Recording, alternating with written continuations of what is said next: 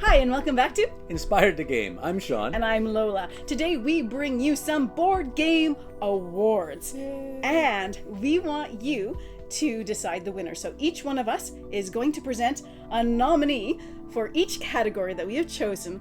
And in the comments down below, you choose which one you think should be the winner in its category. Or if you have a different idea of something even better that we didn't think of, please let us know that as well. And after we've given it maybe about a week, I don't know, some random time that we choose, we will make a compilation in the comments about which one in each category, if we remember. I'm ready. Okay, here we go. First question. First category. First category. Okay. Board game most likely to be used as a weapon in the zombie apocalypse. Okay. I just don't want you reading through. I'm not looking at you. Board game most likely to be used as a weapon in the zombie apocalypse. Okay, what does yours say? I'm about to say, you have to read it because I'm not looking over there. Mine is Bang, the big bullet edition. Okay, we can. And mine is Potion Explosion. Okay, now I say Bang, the big bullet edition, which Sean will go get. I was gonna actually get it preemptively, but then I figure, well, then you know what I'm gonna have. So the reason why I say is because this looks like an actual bullet, and you know we all know zombies are really dumb. So they see this and they see you about to launch this into your arms and hand, because you know it's not too heavy.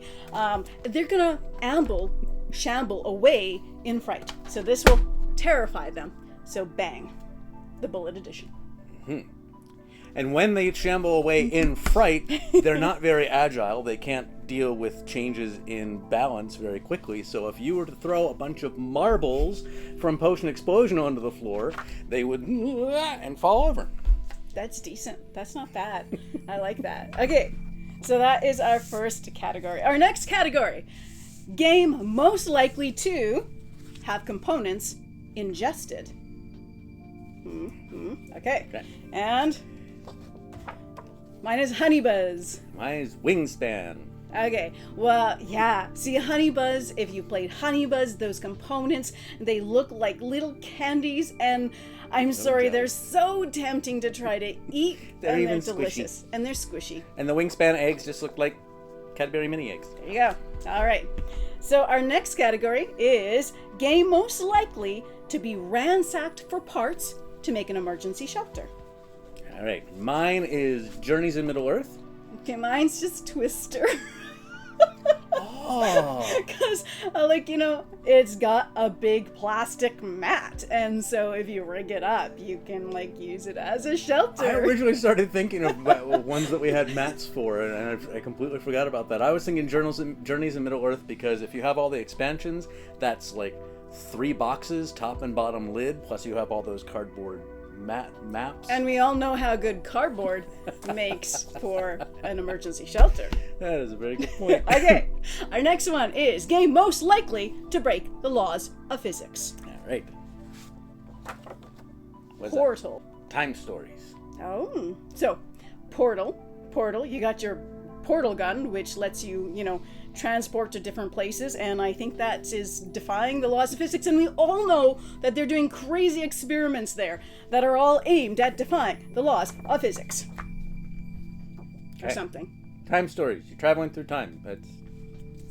What more to say? Yeah, but, you know, you can travel through time while still obeying the laws of physics. We just haven't found a way to do it yet. There's gotta be a way. I was going to choose Starship Captains, but then all I could hear was, you cannot change the laws of physics! And I'm like, oh yeah, you can't change. Okay, no, we're good. Okay, the next category is game most likely to lead the robot uprising. Alright, Steam Park. Bot Factory. I almost went with that. Bot Factory, I figure that's the place where they're being made, and they're being made en masse. And where robots are being made en masse, we know they become sentient. Mm-hmm. Boom. And then you send them to the Steam Park and they realize that they want to have fun, not go to work, so robot uprising. Okay. Our next category. The game most likely to be traded for currency in prison. Sprawlopolis. Doomlings. Sprawlopolis is a small little card game based in a little wallet and with connecting roads. It's fun to play, and the nice thing is it's really portable. You can hide it in, like, you know, places on your body and stuff like that. It'll you be can get contraband? It'll be contraband. Because it's What's that you're playing over there? Sprawlopolis on the floor! Or maybe it's like all the cards are... Yeah, at first I was going to go with Mandala Stones for all the little... I don't know, all the things. Anyway, I was thinking Doomlings because there is a little bit of a collectability to it with all the different hologram cards, and people are always saying, hey, you know, I'll buy your hologram cards, so maybe you can trade them like that. That's a good one, actually. Okay, next, we have game most likely to help you bury a body. Okay, I went with, like, the obvious Everdell big box, because it is that big that you literally could cut it up into all the little pieces and it will fit in the box. At least if it's, like, kind of short and tiny like me. I went with Earth. Get it? That's good. Okay. Okay, game most likely to cause you to rethink everything. Okay. I've got Euphoria. I went with Tiwanaku because every time you learn something new in Tiwanaku, you end up having to go back to the very beginning and rethink everything. Okay, Euphoria is a dystopian game of where you're reprogrammed to, you know, fit the collective. It's like reprogramming, dudes. You know, Euphoria. Game most likely to know just where you put it. The Whatnot Cabinet. What'd you put? I went with Everdell Complete Collection. You want to know why? Why? Because when you put that sucker down, it ain't moving. It knows just where you put it. Yeah, well, and there's a lot of, everything's got a place. Yeah, sure. Okay, yeah, there's that too. But the Whatnot Cabinet, that's like literally where you put it, so. Game most likely to forget its own name. Forgotten Waters. Azul. Why Azul? What are the names of all our expansions? Because I can never remember. The expansions are the Queen's Garden, Summer Pavilion, and See? No, I normally can. It's only because I'm on the spot, you know. And I do. I can never remember those. I just went. If I can't remember them, maybe it can't. The Stained Glass of Sinatra. Sintra. Not Sinatra. Okay, Forgotten Waters is because, well, you know, it's forgotten water, so it's forgotten, so it's forgotten. So, I don't know. Okay, the game most likely to lift the age-old family curse. Lost Ruins of Arnak. Okay. Well, it's like, well, because you're searching for old relics of things, and you're bound to find something within there that will lift the age-old family curse. It's obvious. Isn't it more obvious to find something that's going to curse you? Okay, what'd you put? Mysterium. You solve the murder of a ghost, had been cursing your family, and now the ghost is at rest, and your family's not cursed anymore. Okay, that's pretty good. Okay, game most likely to inspire the name of your first child. Alright. I went with Forest of Radgast, because there's a lot of mythological names in there. You got plenty of names to choose from. I went with You Look, because I thought it was a great name. You Look. Yep. And it's got great names in there like Fnord and Okay, Zork. Game most likely to calculate the meaning of life, the universe, and everything. And I put Butoku. What's yours? ISS Vanguard, because they're most likely to encounter deep thought out there. That's actually really good. I was thinking Butoku because it's got, you have your pilgrims that are going and searching for enlightenment and the answer to everything, so, and the universe, all Actually, that. I just realized that's kind of tongue-in-cheek. They're the most likely to get out there as the Hitchhiker's Guide and encounter deep thought, but actually, isn't that kind of what you're doing in Vanguard? You're traveling someplace because we got a message and you're looking for the meaning behind that message. Yeah. So, yeah. wow, it works in seriousness, too. Okay, board game most likely to have an identity crisis. Uh-oh. Okay. Scythe. Scythe? Yeah. Why?